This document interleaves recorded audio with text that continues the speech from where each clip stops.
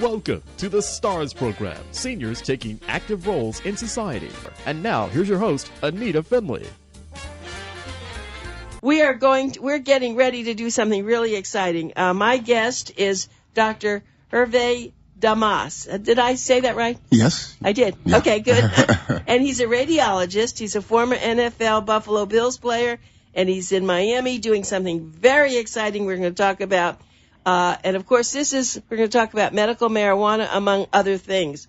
And I have a wonderful friend here, too, and his name's Rob Nozell, and I know he's shy and he doesn't want to come on the air because we're just going to talk right now with Dr. Damas. So welcome to our show. Thank you. Thank you for having me. You're welcome. And we're going to put you on Facebook Live, so we have a lot of people that we're going to start this right now.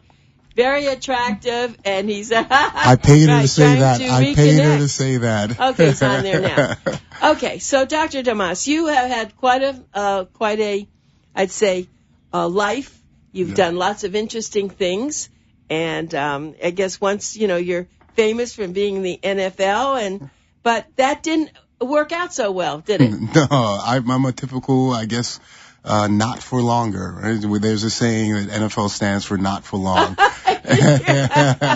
And so I was not there for long, but I was there long enough to have the experience. And, turns out, in retrospect, 20 some odd years later, that suffering the knee injury kind of allowed me to find other things to pursue and lead me to this path. And with some of the things that are happening with regards to head injuries and things like that, probably saved me from some things. I gave up a knee, but I found my passion in some other things. So. Okay. So your passion is great that you now, you went to medical school and you became a radiologist. Okay. And, I know a lot of radiologists, and it can be a boring job after a while. I know you're just looking at x-rays all the time, right? But you took it much further. You're very interested in health and wellness, aren't you? Yeah. So actually, I left my radiology residency program to become a cannabis clinician because of my personal experience and what led me to find cannabis. So after football, I did a number of things. I got involved in strength and conditioning and health and wellness. I was a manager at a large chain of health clubs in New York sports clubs. I was the wellness director at the College of New Jersey, which used to be called Trenton State. And I was also a professor of health and exercise science there.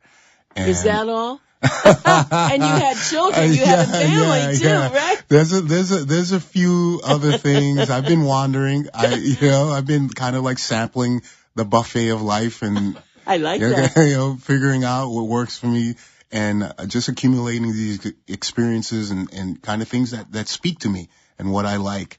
And the thing that kind of propelled me into medicine was very traumatic thing for me, I guess for anyone, is that my mother was diagnosed with breast cancer for a second time in 2002 and passed away in 2004.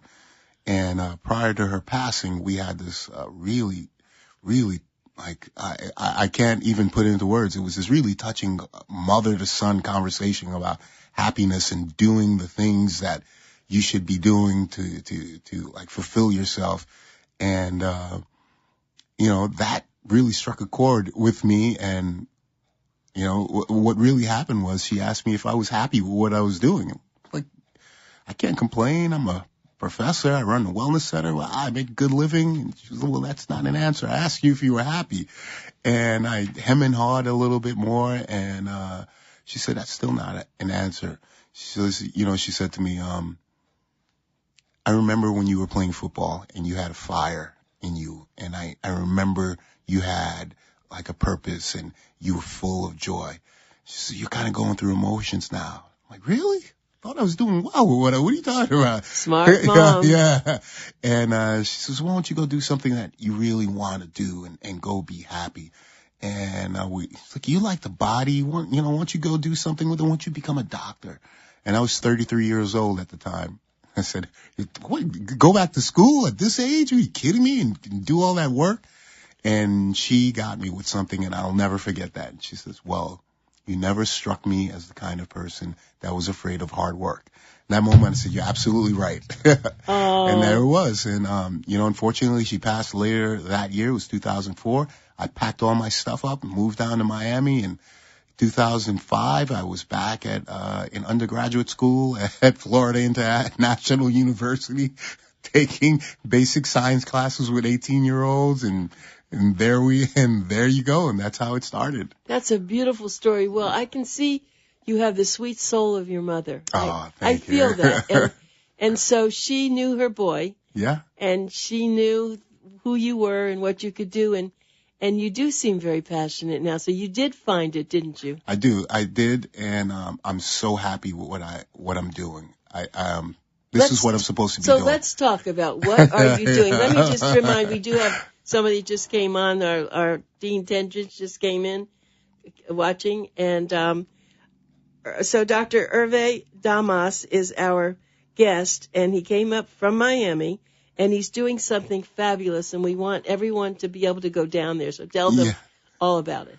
So I am opening a wellness center in Wynwood, Miami, and it's basically a combination of my life's experiences and my personal kind of things that are important to me. And we call it passion. Passion, yeah. And so it's primarily involved in the cannabis industry. I'm a medical marijuana doctor now, or a cannabis clinician, if you want to be really technical. I prefer cannabis clinician, but medical marijuana doctor is cool with me. And what we'll do is provide people cannabis evaluations and certifications, referrals for mental health counseling and treatment, nutritional counseling, and it's a wellness center. And so we'll also have mind-body services, including acupuncture, massage, Reiki, yeah. And then outdoors, 2,000 square feet will be our peace garden, and it'll be our outdoor yoga studio, meditation space, and an event space, and a place where people can just come to hang out. And we just, for me, it's just, there are so many things in life, right, that you need to deal with and that you need to learn how to deal with it. We're going on this wonderful journey, and you got to have a backpack full of things to kind of make it. You got to have your water and your supplies and your tent and your medical kit, and all those things are going to help you make it through this journey. And what are you going to call it? Oh, it's called Grassroots Medicine and Wellness. Because I just heard the word journey, and I thought, that's right. So it's grassroots. Yeah, Grassroots Medicine and Wellness, because it's interesting because that's how it started for me. It was just, someone really close to me seeing that I was going through a lot, and, being a former athlete and involved in that institution which frowns upon cannabis, and then also being in institutional medicine, in allopathic medicine, which also frowned upon it. I was going through some things in life, and after trying anything and everything and, rejecting synthetic medicines, the Oxycontins and the Percocets, and just said, okay, I'll smoke a joint. Like, it was kind of basically, I don't want to do this, but I'm my way. Pain, and I've got to do something. I've got to do something. And when that happened, I was like, what? Wait, you guys are kidding me here. This has been available all this time, and this was the thing I was looking for. And when that happened, I said, that's it. If I ever get a chance to become a medical marijuana doctor, I'll do it. Good for you. Yeah. So now I want to just, and I don't want to forget to do this, because I know I told someone you were going to be on the air, and this person is addicted to Ambien. He had a very bad thing happen in his life many years ago. And for years now, that's how he gets to sleep. Correct. I told him I thought that what you probably could help him get off of this. Is that true? Correct.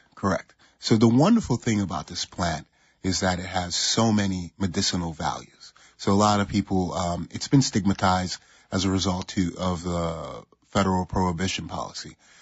So there's kind of like, there was the initial Reefer Madness, campaign kind of, propaganda to drum up fear, and oh my God, these people are smoking and they're going crazy.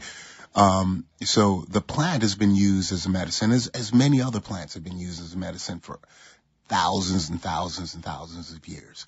And so after Prohibition, it was in the late 1930s, then we got kind of like the stigma attached to it. So insomnia is something that affects tons of people. We get older. Like I said, life happens, right? You're thinking about things. It's hard for you to wind down, in your little backpack to make your journey. You might not have the tools or the proper understanding of sleep hygiene.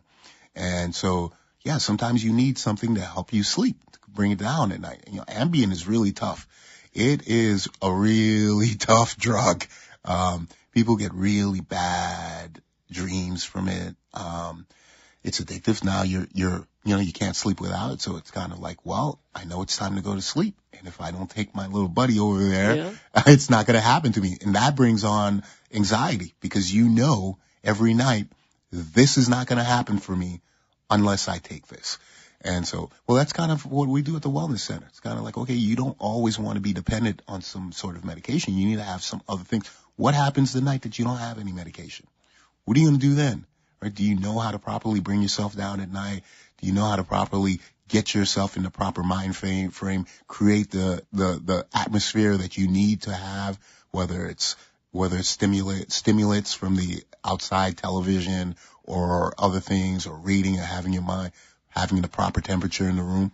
All those things are really important in order for you to get yourself a proper night's sleep. If you don't know what those things are, you're always going to be taking something, right? Because you're watching TV. You might be watching the news. The news is bad news. Yeah. Right. So, right. And so you're That's watching. That's going to keep you up. Exactly. That's going to keep you up. So those are the kind of things that I would like people to know about. And so, but let's take this situation. So if this person becomes a patient of yours, correct. Do you just start? How do you know what to give them so that they don't take Ambien anymore? Okay. So in the plant, there are these compounds called cannabinoids. There are two major cannabinoids that we pretty much talk about.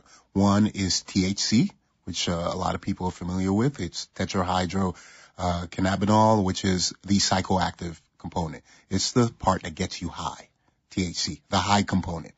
The other one is cannabidiol, CBD. And that is, I like to refer to it as the part that takes care of your body. It's your little buddy. And both of those things act on these receptors in your body. CB1 receptors, which are in your brain and central nervous system. And then you have CBD, which acts as a modulator, kind of controls things, mellows things out. And with any other substance, the more you take of it, or the more that you have in it, the effect increases. So at smaller doses, cannabidiol is anxiolytic. It kind of brings down your anxiety, so you kind of relax. And so usually you would dose per milligrams per kilograms of body weight. But we kind of like, 10, 15 milligrams will just make it easy for you to go through your day. A lot of people suffering with anxiety get a lot of medications for anxiety. Those medications have side effects. Somnolence, right? So you're taking an anxiolytic or a medication for anxiety. It makes you sleepy, right? So now, you're not anxious, but you're not performing at the level that you should be. Then you go a little higher in the dosage and you're getting pain relief. Then you go a little higher in the dosage and then you get somnolence, puts you to sleep. So sometimes people consume cannabis and they get the feeling of the high, which is from the THC, and then they go to sleep, which is from the CBD, and they kind of put it all together and say, hey, when I consume cannabis in whatever form that I'm consuming, it helps me go to sleep. All right, not realizing there are different things within the plant that have effects on the body. And CBD is predominantly the one that will have sleep-inducing effects. Okay, so now let's say a person is working, and they're also in pain, and they try to take some of this. What will it do to their day? Okay, so it's important. The that you understand. So what we try to do for people is give them as much education as possible. You leave my office, you leave my wellness center, you're going to be on your own for a while. And so, as I mentioned, if you are using CBD or cannabidiol as a medicine, you need to understand the dosing and the effects that you should, expect. You should also understand how you're delivering the medicine to your body and what happens as a result. And so there are different ways of getting the medicine into your body. Inhalation being one, which has a quick onset. Inhalation meaning that you're bringing it in your body through your lungs. Traditionally, people would smoke, or you're burning the organic material. Not a big fan of that, but I know people, because basically you're burning organic material, and they're the, kind of the byproducts of random combustion of, you have carcinogens. You don't know where it's coming from. So, and even though there's never been any studies that link consuming cannabis and lung cancer, you can get emphysema for that. There's something called smoker's lung. And so it breaks down like the fibrous structure of your lungs. So not a big fan of that, but you can vape it. Vape has so that's when the oils from the plant are extracted using any one of, of the major methods, which is carbon dioxide, or sometimes people use hydrocarbons. Not a big fan of those. Or you can use alcohols. And you get an oil and you attach it to one of those little vape pens. And that pen has an electronic element in it that heats the oil up to a point that you can bring it into your lungs, get the medicinal value of it, and exhale it without burning anything. That gives you a quick onset, but it has a short duration. So if you're at work and you're in pain and you want something to happen very quickly, you can medicate yourself with cannabidiol. Shouldn't be high at work, right? So we have the THC part, which is not involved in it, but you do have the CBD part, which can give you your pain relief. And you can get that and go on throughout your day without being impaired. Obviously, the more, as we spoke, the more you medicate, the more medicine you deliver to your body, the greater the results will be. Eventually, if you don't understand what you're doing, you can put yourself to sleep at work. You bring up very, very good points here, Dr. Damas, because I think a lot of people are buying the taffy, they're buying the gummies, they're buying things, and it's pretty serious, though, and they need to go to a doctor such as yourself, who sounds like you're very well educated in this, and I definitely want to promote this for you. Do you have a website that we could tell people? Our website is actually being reconstructed for the third time. I'm a little bit of a stickler. I'm one of those guys that likes to have everything done I like that. a certain way. So we are on social media. The website is grassrootsmed.net. We have a small for our CBD products. You can purchase those through our websites, www.grassrootsmed.net. You can also find us on social media, Facebook, Grassroots Medicine, Instagram, Grassroots Medicine, and Twitter. You contact us. I have an incredible staff. Those guys are awesome. So they're up and listening right now. That's good. Well, we have two people right now. We have Dean Tendridge and Gary Bolker also watching you on Facebook Live. But I wanted to then go back to this. So you would like to have people come and see you as a patient.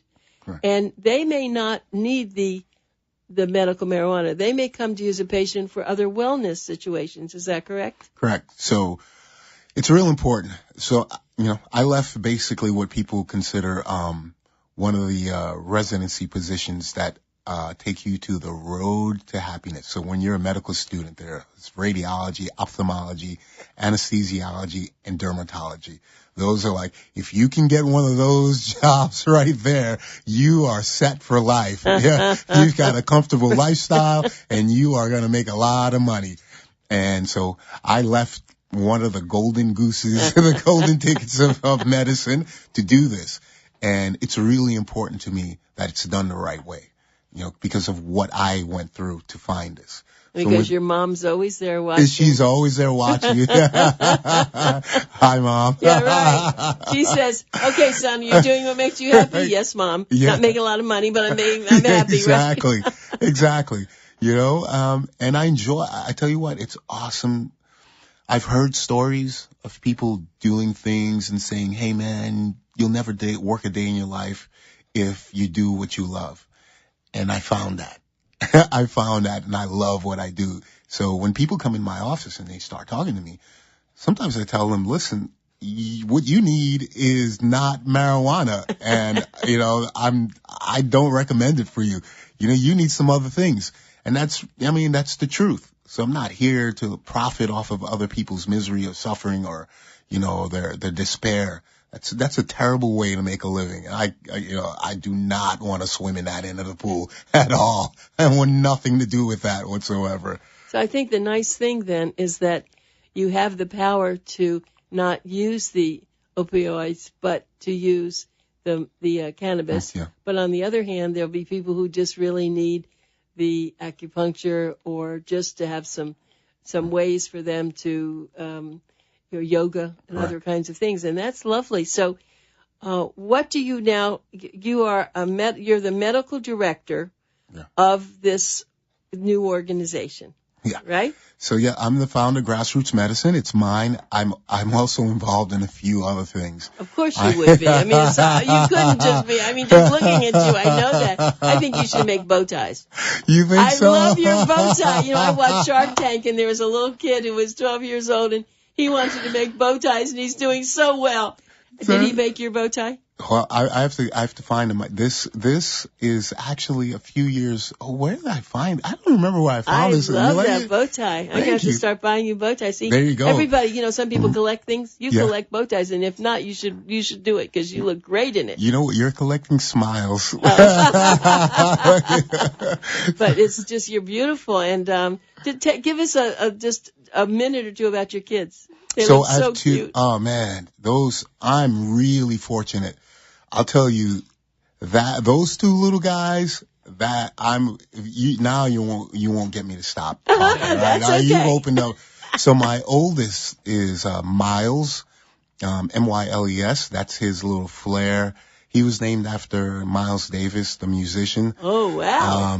He is an awesome kid. He is honor roll student. He was named athlete of the year in his middle school when he graduated. He's like the best kid. And the little one, Apollo, Apollo is named Apollo. Yeah, we know it. Apollo. Apollo. Yeah. So, okay, shoot for the moon, Apollo. Yeah. So Apollo is real. Oh, we've got a lot more people on here. Apollo's real. So Apollo was named after the Apollo space program because I wanted to be an astronaut as a kid. So I was a little boy. I was born in Port-au-Prince, Haiti. I grew up in Brooklyn, New York. And when I was a kid, I decided I wanted to be an astronaut. So I was just really into the space program. And, Apollo is a Greek god. He's a god of mythology. Nice. And I loved Apollo Creed from Rocky. And, it was just, I wanted a son named Apollo. So is he living up to your expectations? He is awesome. The two he's of young, them. Though. Yeah, he's young. 2.5. Okay. The two of them will melt your heart because they're absolutely in love with one another. And the oldest, Miles, for example, refuses to let Apollo walk. He just wants to carry his brother everywhere.